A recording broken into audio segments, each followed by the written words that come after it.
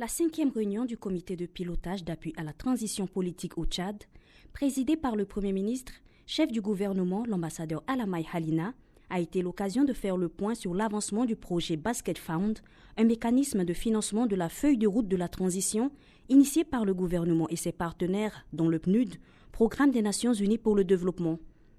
Les partenaires techniques et financiers présents à cette rencontre ont salué les progrès réalisés par le Tchad dans plusieurs domaines, avant de réaffirmer leur volonté de continuer à l'accompagner pour la concrétisation de ces différents projets.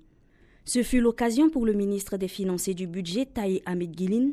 de souligner l'importance de continuer à mobiliser des fonds pour assurer la poursuite des objectifs du projet Basket Fund, à savoir la réussite des élections législatives et communales. Nous avons fait le point de la situation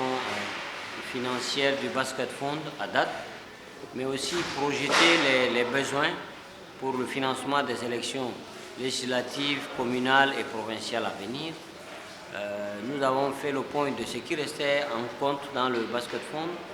de la contribution du gouvernement tchadien, mais aussi de l'apport déjà acté de nos partenaires. Donc c'est une réunion qui a été assez satisfaisante. Après avoir salué le soutien inconditionnel des partenaires techniques et financiers aux côtés du Tchad tout au long de la transition, le chef du gouvernement, l'ambassadeur Alamai Halina, rappelle qu'en dépit de tous les efforts fournis, beaucoup reste encore à faire. Le Basket Fund n'est pas seulement un outil de financement, mais c'est un mécanisme symbolique qui reflète notre volonté commune de restaurer la stabilité politique, de promouvoir un nouveau contrat social et de garantir une participation inclusive de tous les Tchadiens à la vie démocratique de notre pays. Malgré cette précieuse contribution attendue,